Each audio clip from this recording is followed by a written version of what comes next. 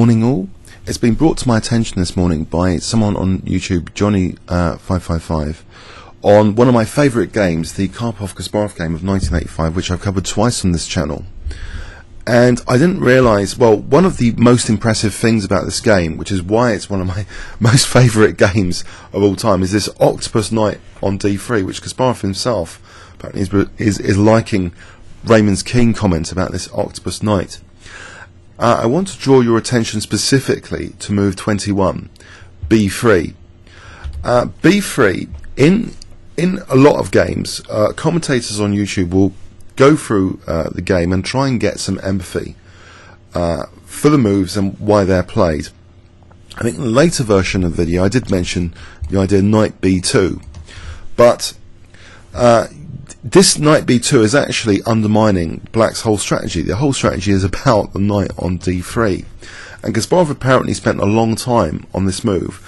There is some footage available from YouTube, and we can get the true empathy for the game. Often we are just tourists through games, and even with the greatest commentators, even GM commentators, sometimes they're missing the actual threats which the players who had a long time to work hard at the board, maybe 20-30 minutes on one move, they would have seen threats and how to deal with them effectively. So here there is a threat, and we can see this if we're using, for example, Chess Lite or other software. You can do a null move, and you can see here, if we do press X, we can see knight b2 is the threat here to undermine the knight. So the strategic significance, the whole of black's strategy is to prove quality-wise that black's pieces are better than white's. He's done the Kasparov gambit to get this position, this monstrous knight on d3, and rook's c8 was kind of aesthetically part of that, because it's showing dominance of the rooks compared to white's rooks. So it's a really aesthetically pleasing position. But nevertheless, b3, to get a truer empathy of the game, is actually providing knight b2, and if this knight is removed, then that's the whole beauty of black's position is quite significantly damaged. So Kasparov spent a long time here at the board to try and work out this next move. And in my earliest video annotation of this game, I just assumed this was a kind of a space game, and I didn't really associate it with knight b2. But it's very, very clever in that it is associated with stopping knight b2. It makes it impossible for a series of forcing moves. I wonder if you can guess why. If I give you a clue, how would you refute in this position knight b2? So I want to give you a truer empathy of the game. It's very revealing, and it shows a lot of grandmaster players about preventing the opponent's resources, so that we can really learn a lesson here. If you want to try and prevent the opponent's resources, you identify what their threat is. b3 is a threat of knight b2. Is that important? Yes, the whole strategy was based on the knight on d3. So how does g5 relate to that? So knight b2, let's say knight b2 was played. It wasn't in the game. So what series of forcing moves could you use here to punish knight b2? If I give you 10 seconds starting from now, you might want to pause the video. I shouldn't show you this. Don't look down here. Don't cheat. Don't look down there. Yeah, it's a crusher. It's a crusher. Okay, let's go. Knight takes b2. Queen takes b2, and black has a crushing forcing move here. So it wasn't just about gaining space. It was about this g4 threat. This queen's protecting the knight here. That's not a problem for the queen there. So g4. There's only one move for the bishop. And that's why the engine is giving knight d2. It's pretty hopeless, this bishop move, because now we have the crusher, rook c2. So we get a true empathy that actually this monstrous knight on d3 wasn't just a pretty thing. It really had to be tactically guarded against Anatoly Karpov's resources. He had played b3, maybe with the expectation he's going to be able to do something about this knight, and hence the whole gambit is a little bit suspect if he ends up being a pawn up. So this g5 really is absolutely critical from an engine point of view. Interestingly, if we want to get into the real nitty-gritty of this position, the engine doesn't even like g5. Believe it or not, there are other ways of preventing knight b2. For example, bishop e5 directly prevents knight b2. Say we take the bishop. That's no good. Knight takes e5. This is dangerous now because rook c2 is dangerous, I believe here, or is it? Or knight takes f3 is the major threat, and rook c2 is a secondary threat. If the bishop goes here now, again it's a target on e2. Rook c2, and we're actually winning the bishop. Where does the queen go? If it goes to e3, knight g6, we're winning that bishop again. So there's other ways of actually preventing this knight b2 threat, but this doesn't look as aesthetic as the game, as g5. The engine is actually coming up with g5 now. But there was also another alternative on a lower depth, which is even less aesthetically pleasing, which was mentioned by the engine. I think rook c7 was mentioned as a possible punishment. Again, it's just far less aesthetic than the game continuation. If knight b2 here, it's not as effective, the punishment. Knight takes, rook c2. Although this is a strong position for black, a lot of the beauty has gone. So Kasparov's move really maintained all the beauty in the position. It's like beauty and brawn combined, this g5 move. I thought it was definitely worth a mention this morning because this is one of my favourite games because of the Octopus knight on d3. So if there's something really important in the position, it's important to link up the threats and see how they're parried. So this is in our own games as well. If you've got an important knight or something, how do you safeguard it? It's very important to try and provide punishments for the opponent's actual threats that undermine our positional assets. So this g5 really looks powerful in this position. These other engine moves, this depth, if we crawl up to that depth again, we'll get it. It's at the moment a5. It allows kind of knight b2 without too much punishment, and then we see bishop e5. It's only at depth 18 I think we start to see the emergence of this g5 move. So we'll leave that here for a sec. It's something to recover the analysis. So you see that this isn't as aesthetic, the engine moves here, as g5. It's a really beautiful move, g5. I thought it deserves its own video. Here, explanation. Astonishing. I just thought in some way, okay, I mean, it's gaining space, but no, knight b2, the whole idea of b3. Otherwise, these knights, these are described as like stumbling knights by a lot of annotators. They're stumbling, but if it goes back to b2, it is exchanging itself off for white's really powerful, central knight there. Again, at depth 20, we're not reaching this g5. So you might wonder, why on earth is this that the engine is preferring a5 and bishop e5 at depth 20? There is a reason, and it's very interesting. And in fact, those of you following the channel remember yesterday's game. We had to look at one of Anand's brilliancies, where g5 was played, Anand was white, and this can somehow soften black's king safety. Well, here black's king is castle, but the engine is thinking h4 is an interesting move here. Forget knight b2, just play on this g5 itself, and there's this p6.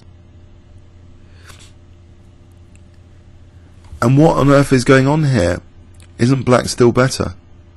If he takes the bishop, check.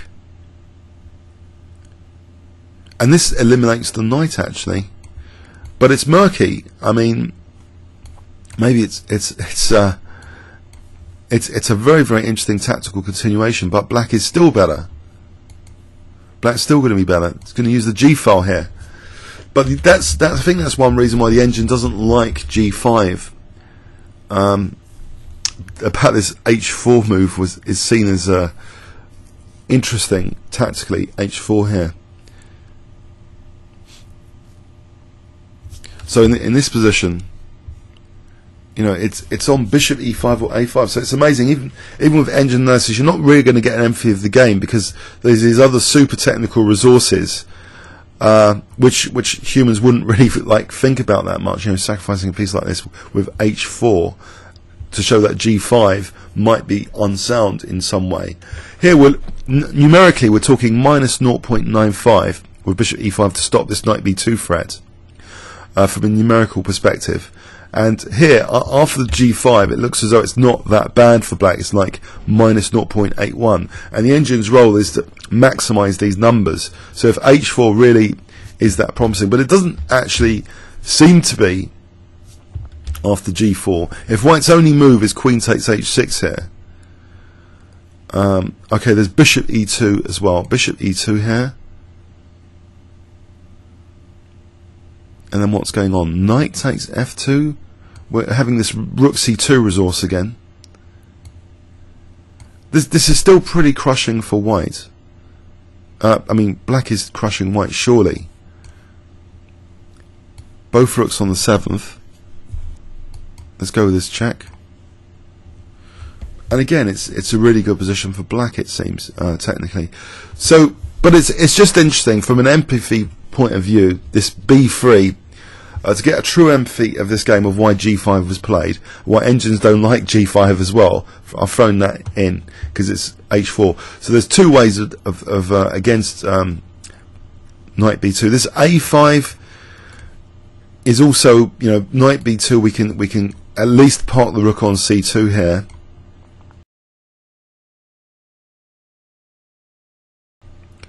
We've got bishop. If queen a1, it's ridiculous position for the queen.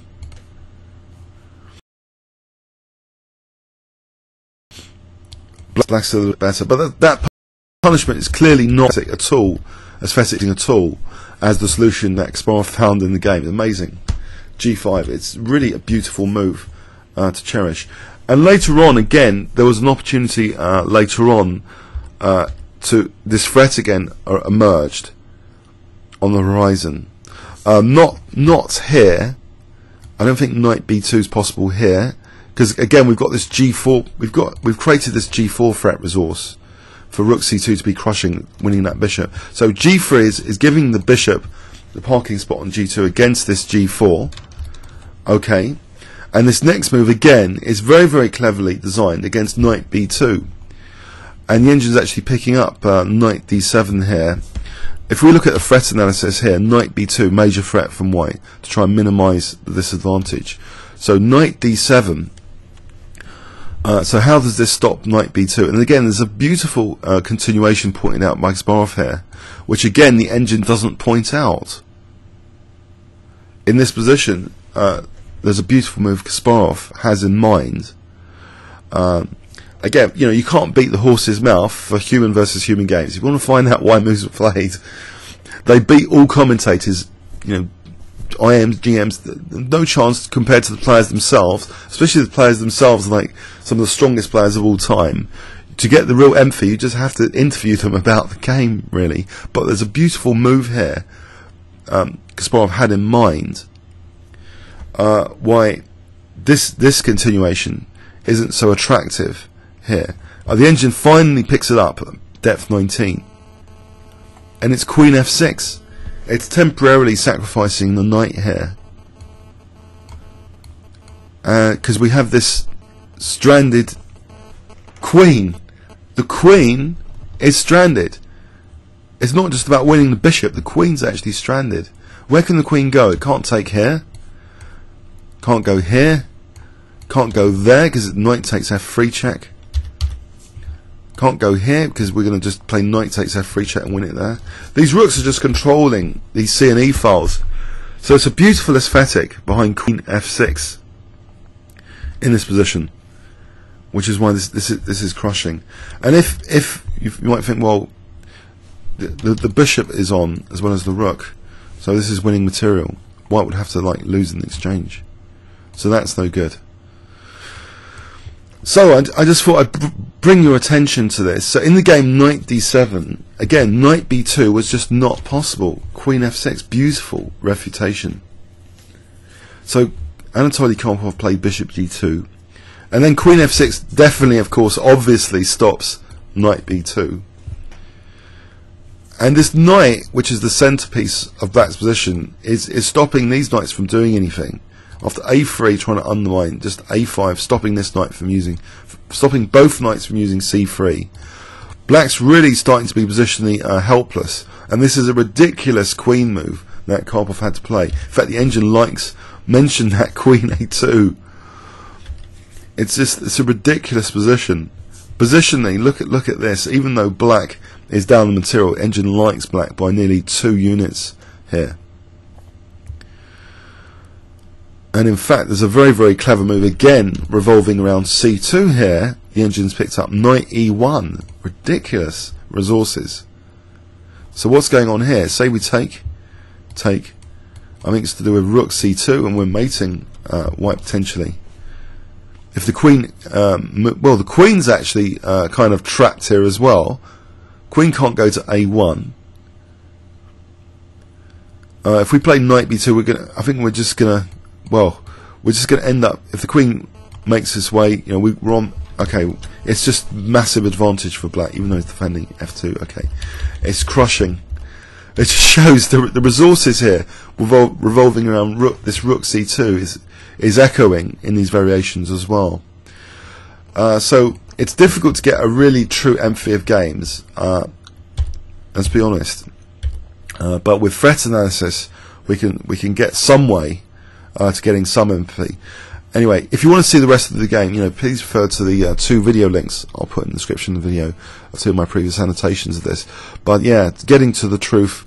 Well, for those of you that haven't seen the rest of the game, it was an absolute crunch. We had beautifully centralized knights. A lot of the game, why it appealed to me, was to do with aesthetics. So knight e4, beautiful move. So he's crashing through here. And there was apparently a quicker mate he missed. There was a mate in 4 here.